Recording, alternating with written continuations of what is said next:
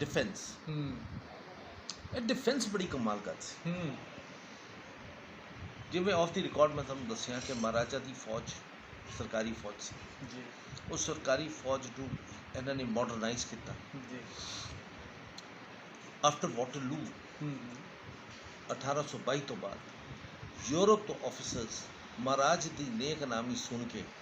European generals प्रो European colonels European doctors ए पंजाब दे विच नौकरी वास्ते आंदे सी so there is a list about 58 people of European officers working in the court of Maharaja Ranjit Singh. High level ਦੀਆਂ ਪੋਸਟਾਂ जी तो महाराज ਉਹਨੂੰ ठीक ठाक तनख्वाह ਦਿੰਦਾ ਸੀ ਹੁਣ ਤੇਰਾ ਮਕਸਦ ਸੁਣੋ अपनी फौज ਨੂੰ ਆਰਗੇਨਾਈਜ਼ ਕਰਨਾ क्योंकि महाराजा ਦੀ फौज बड़े मज़े की गल है ਤੁਹਾਨੂੰ मैं दसा महाराजा ਦੀ फौज परेड ਕਰਨ ਵਾਸਤੇ ਸਾਡੇ ਪੰਜਾਬੀ ਕੁਛ नहीं सन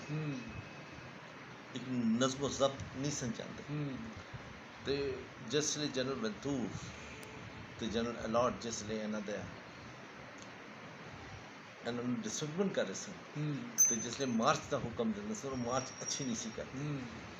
फिर महाराजा ने क्या नहीं कर कोई गल नहीं जेड़ा मार्च अच्छी करेगा महाराज उन्होंने इनाम देंगे तो जिसले इनाम मिलता सी तो फिर कहना इनू इनाम मिले मैनू भी नहीं मिले तो सो महाराजा की फौज एक बड़ी स्ट्रॉन्ग आर्टिलरी बड़ी स्ट्रॉन्ग की फौज बड़ी स्ट्रॉन्ग की एक है सी महाराजा का बेकायदा फौज ये कोई निहंग सन निहंग भी नहीं कहांगे असीं इन्हां नूं ये सिख सन शायद सिख सन बाबा नानक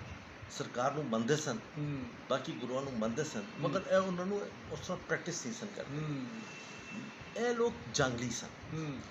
इन्हां दा स्टैमिना बड़ा स्ट्रॉन्ग हुंदा सी इन्हां दा कमाल किस्म दा इन्हां दी अप्रोच सी जिंदगी दे बारे इन्हां दा घोड़ियां दे नाल दौड़दे सन घोड़े ते नहीं चढ़दे सी ओहदे बराबर भज लैंदे ओहदे बराबर भजदे सन घोड़ियां तो ज़्यादा भजदे सन थकदे भी नहीं सन जी ये महाराजा दी फौज दे अगे हुंदे सन ए तुसीं समझो कि महाराजा दी गुरीला फौज हुंदी सी ये जंगलां दे विच ज़्यादा रहिंदे सन गोश्त कच्चा खांदे सन कभी पक गया तो पक गया नहीं तो कच्चा ही रगड़ गए बड़ी स्ट्रॉन्ग एक बड़ी वड्डी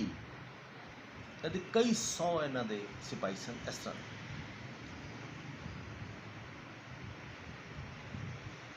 तो महाराजा ने हुक्म है दिता कि पूरे पंजाब नूं यह हुक्म दिता कि पूरे पंजाब के लोग अवाम बशमूल खवातीन लेडीज़ ए आलाते हथ चलाना सीखन तलवार किवें चलाई दी है खंजर किवें चलाई दा घुड़सवारी सीखन तीर अंदाजी सीखन निज़ा सुटना सीखन लाजमी ये हर पिंड दे विच इहदी ट्रेनिंग कराई जाती सी ते बेस्ट पीपल नूं बेस्ट स्किल्स नूं वो फौज च लैंदा सी बाकियां नूं कहंदा तुसीं प्रैक्टिस करते रहो ते उन्हां दे सरपंच दे थल्ले वो पिंड खुद मुख्तार कर दिते सन ते जनरल अलॉट कहंदा है जनरल अलॉट कहता है कि तुसी एक गल का ख्याल रखना महाराज की सिर्फ सरकारी फौज ना गिरना ये जिहड़ी आम नागरिक है वो भी फौज ही है की सॉरी यार जनरल का की नाम ले बैठे मिटकाफ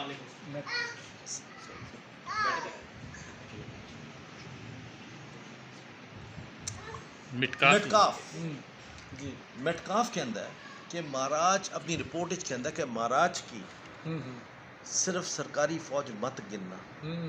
पंजाब का हर बंदा ओदा फौजी है ओदी मिसाल कई जगह तो फिर मिलती है तारीख के विच जिसले चिलियां दी आखिरी जंग होंदी है जिदे विच शहीद बड़ा वड्डा साडा जनरल अटारी वाला शाम सिंह अटारी शहीद होंदे ने तो जैसे शाम सिंह अटारी वाले शहीद होंदे ने उस तो बाद फौज समझती है कि असी फतह हासिल कर ली ब्रिटिशर्स ने कहा कि असी ईस्ट इंडिया कब्जे असी फतह हासिल कर ली मगर जिसले वो पिंडा विचों लंघते सन उन्हों का इन्ना मैसेकर होंदा सी इन्नी कतलो आम होंदी सी वो जिती जंग हार गए सी ऑलमोस्ट जेड़े जी चंद लोग चंद उन्हें कहा यार कैसी कौम है कैसे पंजाबी ने एवरीबडी किलिंग अस असी एक जंग लड़के वापस जा रहे हैं तो इन्हों के सिविलियंस जोड़े ने वो सानू मार रहे हैं स्पिरिट सी उस लिए मैं तुहानू एक तारीखी जुमला कह दिया जिसले ब्रिटिशर्स वापस जा रहे हैं ਪਿੰਡਾਂ ਤੋਂ ਲੰਘਦੇ ਪਏ ਨੇ, ਲੋਕੀ ਉਹਨਾਂ 'ਤੇ ਗੁਰੀਲਾ ਅਟੈਕ ਕਰਦੇ ਸਨ। ਜੀ ਤੇ ਉਹਨਾਂ ਦੇ ਮੂੰਹ ਤੋਂ ਇੱਕ ਵਰਡ ਨਿਕਲਦਾ ਸੀ, ਬਲੱਡੀ ਸਿਵਲੀਅਨਸ। ਇਹ ਤੇ ਫੌਜੀ ਨਹੀਂ, ਇਹ ਤੇ ਬਲੱਡੀ ਸਿਵਲੀਅਨਸ ਨੇ। ਤੇ ਉਹ ਫਿਕਰਾ ਫੌਜਾਂ 'ਚ ਅੱਜ ਵੀ ਇਸਤੇਮਾਲ ਹੁੰਦਾ। ਦੇਖ ਲਓ ਉੱਥੋਂ ਨਿਕਲਿਆ ਸੀ ਇਹ ਗੱਲ। ਉੱਥੋਂ ਹੀ ਨਿਕਲਿਆ ਸੀ। ਜੀ ਜੀ ਸੋ ਉਹ ਕਹਿੰਦੇ ਨੇ ਮਹਾਰਾਜ ਦੀ ਜਿਹੜੀ ਫੌਜ ਹੈ ਨਾ, ਇਹਨੂੰ ਸਿਰਫ ਫੌਜ ਨਾ ਸਮਝਣਾ, ਪੰਜਾਬ ਦਾ ਹਰ ਬੰਦਾ, ਈਵਨ ਕਿ ਖਵਾਤੀਨ ਵਾਸਤੇ ਹੁਕਮ ਸੀ ਜੀ ਜੇ ਤੁਸੀਂ ਘੋੜਸਵਾਰੀ ਨਹੀਂ ਕਰਨੀ, ਤੁਸੀਂ ਤੀਰਅੰਦਾਜ਼ੀ ਨਹੀਂ ਕਰਨੀ, ਤੁਸੀਂ ਨੇਜ਼ਾ ਨਹੀਂ ਚਲਾਉਣਾ, ਤੁਸੀਂ ਬੰਦੂਕ ਚਲਾਉਣੀ ਨਹੀਂ ਸਿੱਖਣੀ, ਨਾ ਸਿੱਖੋ, ਪਰ ਤੁਸੀਂ ਆਪਣੇ ਨਾਲ ਕਿਰਪਾਨ ਵੀ ਰੱਖੋ। ਪਰ ਇੱਕ ਚੀਜ਼ ਯਾਦ ਰੱਖਣਾ, ਤੁਸੀਂ ਗੱਤਕਾ ਜ਼ਰੂਰ ਸਿੱਖੋ। ਗੱਤਕਾ ਤੁਹਾਨੂੰ ਪਤਾ ਹੈ ਕੀ ਹੁੰਦਾ? ਸਾਡੇ ਕੋਲ ਬੜੇ ਲੋਕਾਂ ਨੂੰ ਗੱਤਕਾ ਨਹੀਂ ਪਤਾ। ਬਿਲਕੁਲ ਇੱਕ ਸਟਿਕ ਫਾਈਟਿੰਗ ਹੁੰਦੀ ਹੈ ਗੱਤਕੇ ਨਾਲ। ਉਹ ਖਵਾਤੀਨ ਇੰਨੀਆਂ ਕਾਬਿਲ ਹੁੰਦੀਆਂ ਸਨ, ਅਤੇ ਮਹਾਰਾਜਾ ਰਣਜੀਤ ਸਿੰਘ ਨੇ 150 ਖਵਾਤੀਨ ਦਾ ਇੱਕ ਆਪਣੀ ਰੈਜੀਮੈਂਟ ਬਣਾ ਲਈ।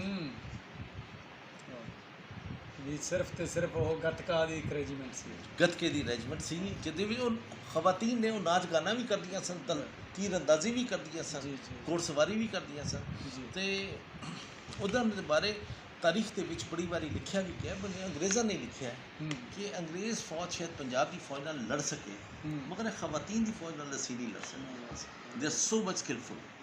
ਸੋ ਮਹਾਰਾਜਾ ਦੀ ਡਿਫੈਂਸ ਬੜਾ ਸਟਰੋਂਗ ਸੀ।